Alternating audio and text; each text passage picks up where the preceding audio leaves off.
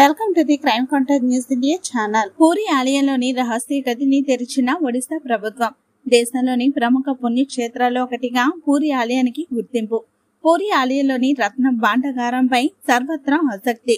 ఆలయ వర్గాలు అధికారుల పర్యవేక్షణలలో తెరుచుకున్న రహస్య గది తలుపులు.